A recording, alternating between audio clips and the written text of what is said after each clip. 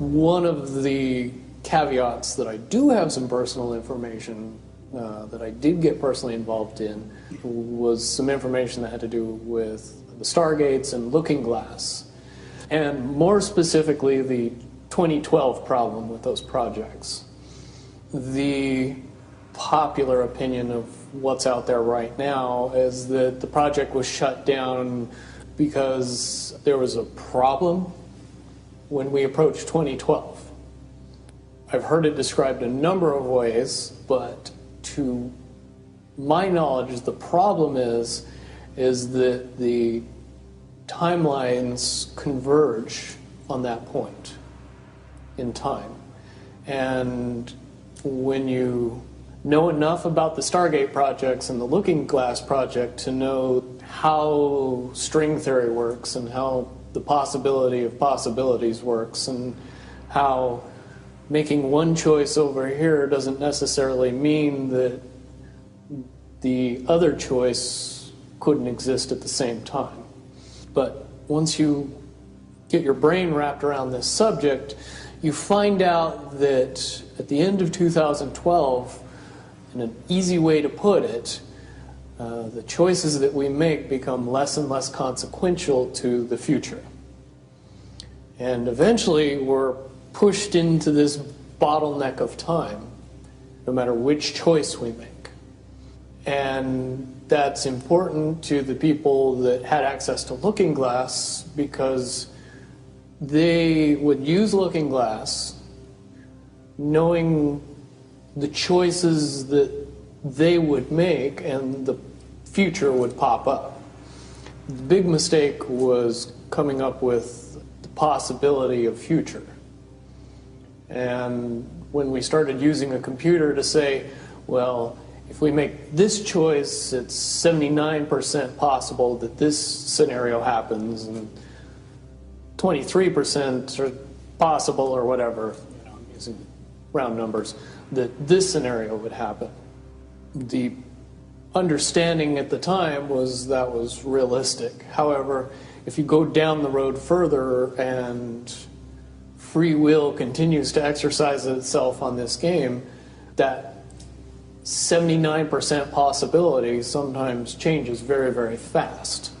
But if you look at the situation in a point of time, it seems very realistic that that's the greatest possibility.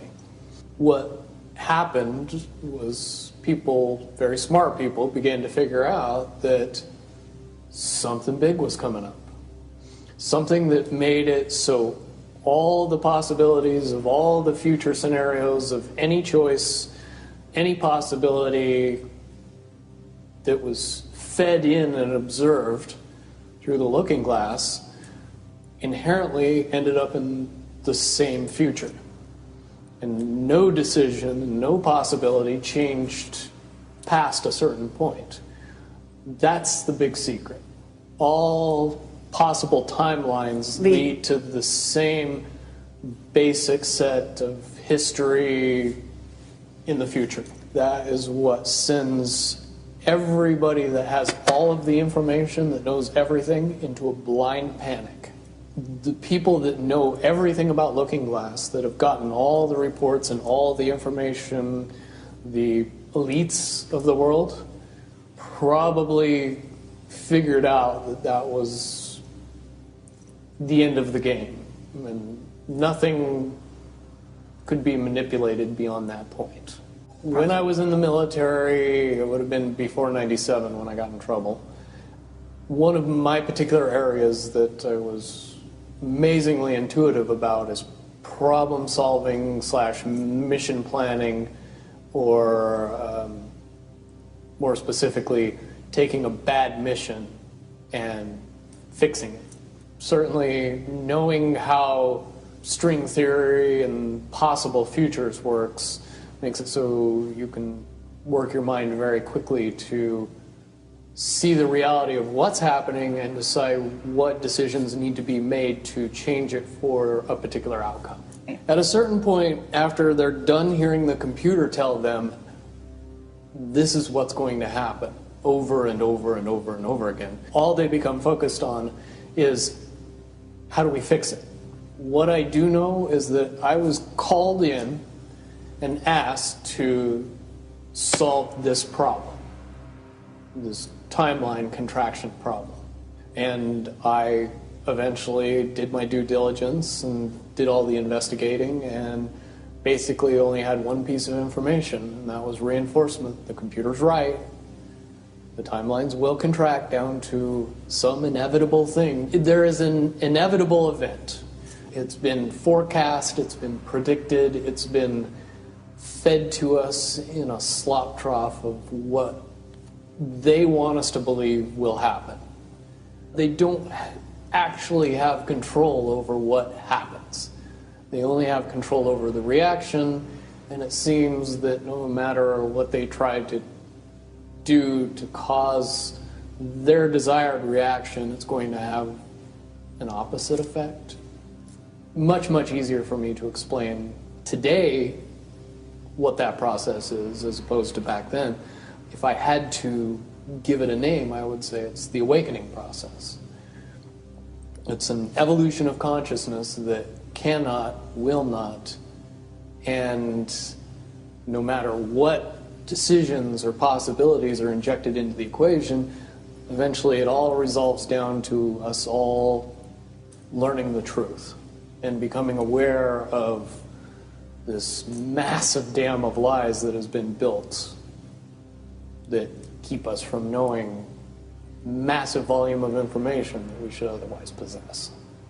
Essentially what happened with Looking Glass, not only did they not want people to use it anymore because they knew it was just going to burp out the same thing, but at the same time they didn't want anybody else to know what it was saying, I'm sure. Because that information was of a monumental concern when I was in the military about how to prevent this inevitability. Now, at first I thought it was end of the world. Now I see end of the world as end of their world. The biggest cherry on top of all this conversation would be a synopsis to say that if I could convince everybody out there that for all intents and purposes, what we believe to be true eventually becomes true. If somebody convinces us that a major disaster is going to happen in the very near future, a major disaster happens in the very near future. If we don't buy into that fear and accept that there's really nothing that we know is going to happen, and accept of whatever happens, that makes the convergence of the timelines happen as naturally as possible. Any attempts to try to go away from this one inevitable conclusion, I again see as a new beginning, an end of this reality, the beginning of something that we can't even possibly understand based on the level of our beliefs currently. But when all that information comes flooding out, there's going to be no denying what's true and what's a lie or what's illusion. Basically what we're experiencing right now is two master chess players sitting at the board. And one of them looks down at the board and sees that he's in checkmate in 7 moves. And he looks across at his opponent and he knows that his opponent sees it too. So there's no getting out of it.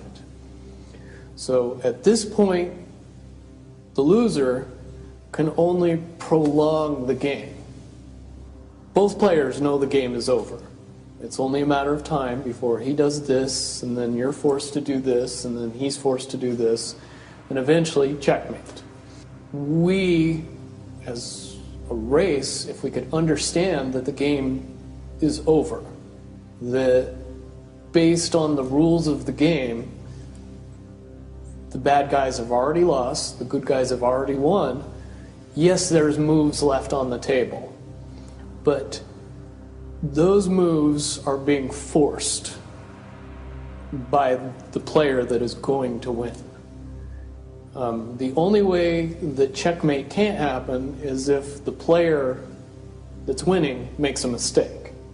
But from all of the information that I've gathered, all of the information that's been given, all of the information that's been vetted to me, it seems pretty obvious that the good guy player on the side of the chessboard knows exactly what has to be done to win the game.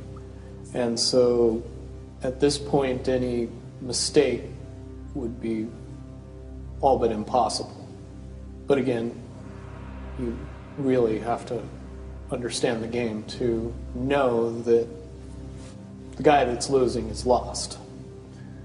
And I'm sure most people sitting watching a chess match between two advanced chess players know the game's over long after the two players know it's over. Because they can't see the board and see that there's only 7 moves left.